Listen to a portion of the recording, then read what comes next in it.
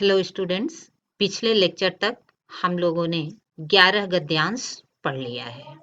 अब मैं 12वें गद्यांश की व्याख्या करने जा रही हूँ। इस गद्यांश में लेखिका ने ये बताने का प्रयास किया है कि उसके जिठौत भक्तिन की संपत्ति हड़पने के तरह तरह के उपाय सोच रहे थे और इसी सोचने के क्रम में एक दिन वर महाशय भक्तिन की अनुपस्थिति में कोठरी में घुसकर अंदर से दरवाजा बंद कर लेता है और उसके समर्थक गांव वालों को बुलाने लगे। तब तक युवती ने वर महाशय की मरम्मत कर कुंडी खोल दी। यह दृश्य देखकर पंच समस्या में पड़ गए। युवती पंचायत के सामने अपनी सफाई देते हुए कह रही थी कि यह युवक जबरदस्ती घर में घुस आया है। मैंने इसका विरोध भी किया है और इसका प्रमाण इस युवक के गालों पर पिटाई के रूप में आप लोग देख सकते हैं। किंतु युवक कहता था कि वह बुलाने पर भीतर गया। अंत में पंचायत ने अपीलहीन फैसला दिया।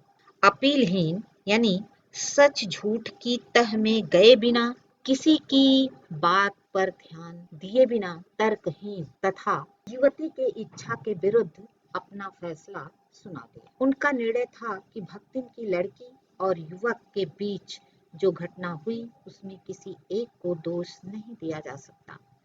यह कलयुग का दोष है, किंतु एक बार दोनों बंद कमरे में रह चुके हैं तो इन्हें पति पत्नी के रूप में रहना पड़ेगा और इस प्रकार जबरदस्ती उनकी शादी करा दी गई। भक्तिन की विधवा लड़की की इस तरह शादी कराने का परिणाम हुआ अनचाहा दामाद घर में आने से घर में क्लेश बढ़ा, जिसका असर काम काज पर भी पड़ा। दामाद कोई काम नहीं करता था। उनकी हरी भरी गृहस्थी उजड़ गई। स्थिति इतनी भयावह हुई कि लगान चुकाने के पैसे भी ना रहे। एक दिन भक्तिन के लगान न चुका सकने के कारण जमींदार के द्वारा धूप में खड़ा कर उसे अपमानित किया गया, जो उसकी कर्मठता पर एक कलंक था। भक्तिन दूसरे दिन नौकरी के लिए निकल पड़ी और इस तरह वह शहर आ गई।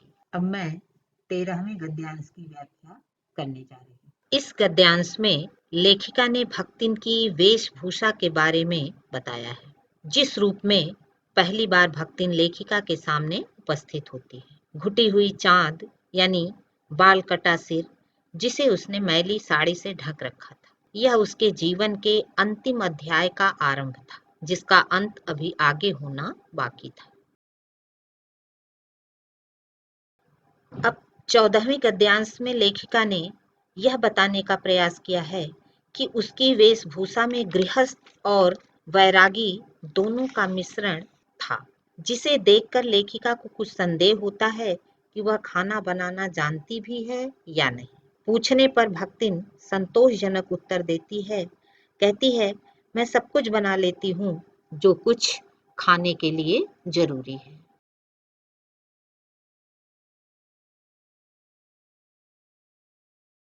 15वें गद्यांश में लेखिका ने अपने घर में भक्तिन के जीवन की शुरुआत को स्पष्ट किया है। वह सुबह जल्दी उठकर स्नान करती है और धुले कपड़े को भी जल के छींटे से पवित्र करके पहनती है। तत्पश्चात सूर्य भगवान को और पीपल वृक्ष को जल अर्पित करती है। कुछ जप करती है। उसके बाद भक्तिन जब कोयले से रसोई घर की सीमा बनाती है, तब लेखिका यह समझ जाती हैं कि यह छुआछूत पर विश्वास करने वाली है। इसके साथ रहना बड़ा ही कठिन है। लेखिका पाक कला यानी खाना बनाने की कला में कुशल थी, अतः उन्हें किसी का बनाया खाना पूरी तरह से संतुष्ट नहीं कर पाता था। किंतु भक्तिन के द्वारा उस सीमा रेखा में किसी के प्रवेश की अनुमति नहीं थी। वह अपने इरादों की पक्की थी, इसलिए लेखिका मन महसूस कर अपने कमरे में पड़ी रहती। महादेवी वर्मा उन लोगों की याद करके भक्तिन की छुआछूत की मनोवृत्ति को सह रही थीं, जो रसोई के मामले में जरा भी चूक होने पर खाना पीना छोड़ देते हैं। वे अपनी बात पर अडिग होकर जान देने को भी तैयार रहते हैं। भक्तिन की आंखों में भी लेखिका ने कुछ इसी तरह के निषेध का भाव देखा। तब वह कोयले की रेखा लेखिका के लिए लक्ष्मण रेखा बन गई, जिसे लांघना लेखिका के लिए संभव नहीं था। इस तरह अपने ही घर में विवश होकर लेखिका बिस्तर पर पड़ी हुई किसी पुस्तक को पढ़ने का प्रयास करने लगती हैं। साथ ही उस अनधिकारी महिला को भूलने का प्रयास करने लगी। यहाँ अनधिकारी शब्द का प्रयोग लेखिका ने इसलिए किया है कि रसोई महादेवी का होते हुए भी पूरे अधिकार के साथ भक्तिन ने सबके साथ उनका प्रवेश भी वर्जित कर दिया था। अब मैं आप लोगों को इस गद्यांश से संबंधित कुछ होमवर्क देने जा रही हूँ, जिसे आप लोग पूरा कर लीजिए।